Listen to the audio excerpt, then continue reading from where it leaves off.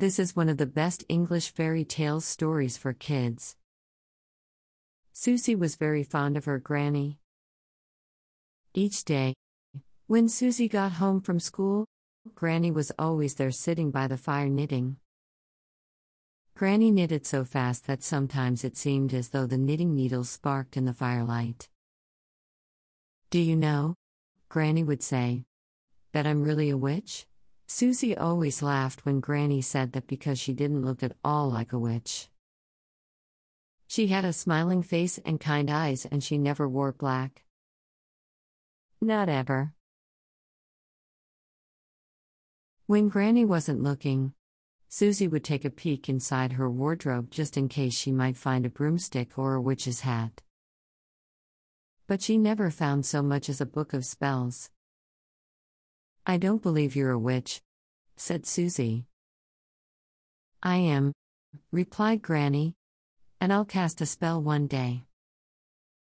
You'll know when that day comes, for my needles will start to knot by themselves."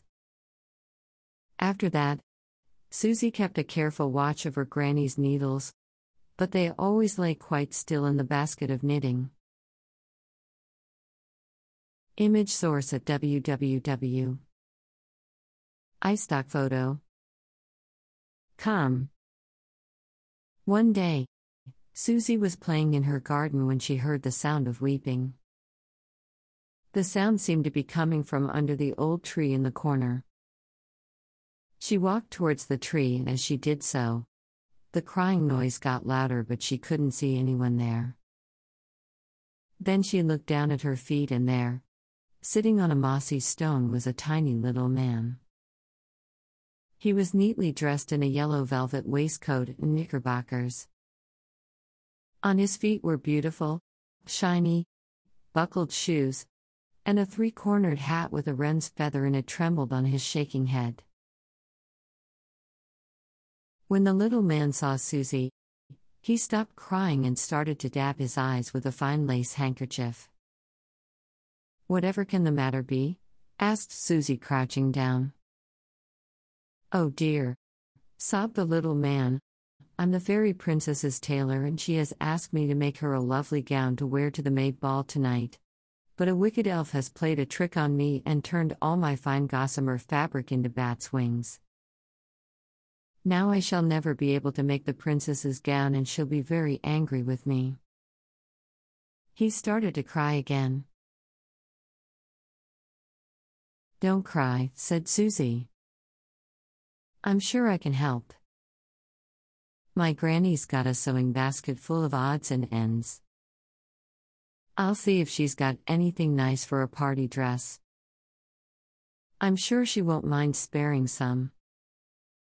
After all, you won't need much," she said. At that, the little man looked a bit more cheerful. "Wait here," said Susie, "while I run indoors and see." She ran up the garden path and in through the back door. "Granny," she called. She ran into the sitting room expecting to find Granny knitting by the fire. But Granny had her eyes closed and she was whispering to herself. On her lap was her knitting, and needles were moving all by themselves so that the yarn danced up and down on the old lady's knees. For a moment, Susie was too astounded to move. Then she thought, "I hope Granny's not casting a bad spell. I'd better make sure the little tailor is all right." She ran back down the garden path, and there under the tree sat the tailor, surrounded by a great pile of gorgeous gossamer, shining in the sunlight. "I've never seen such fine material ever," he exclaimed. "But where did it come from? I just closed my eyes to dab them with my hanky, and when I opened them again, there it was." "I don't know," said Susie, "but I think my granny might have had something to do with it." "Well, I'd never be able to thank her enough," said the tailor. "For now, I shall be able to make the finest gown in the whole of Fairyland." The princess will dance the night away in the prettiest dress there ever was. He paused and then went on. I'm also indebted to you.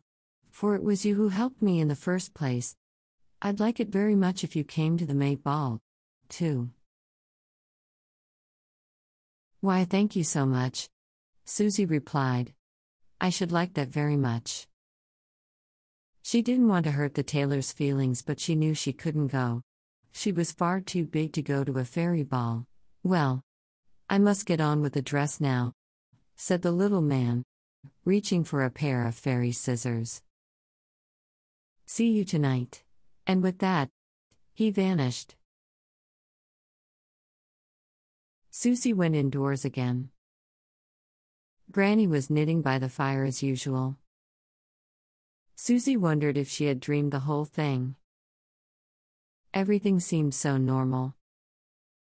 Really, how could she imagine she'd seen a fairy tailor in the garden and asked for Granny casting a spell? That night, Susie lay in bed and wondered if the fairies really were having ball. How she longed to be there.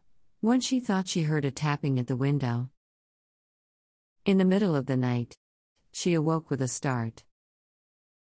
There was a clicking noise at the end of her bed. It was Granny, as she was unable to sleep. Surprisingly, the needles started twitching all by themselves. It was time to cast a spell. Granny asked Susie what she wished for. Susie wanted to go to the May ball. In an instant, Susie felt herself shrinking, and when she looked down, she was wearing a beautiful gown and tiny satin slippers. Then she floated on gossamer wings out through the window and off to the ball. The next morning, Susie woke up in her bed. She thought it had all been a dream. Then she saw something peeping out from her pillow. It was a tiny shred of the finest gossamer fabric.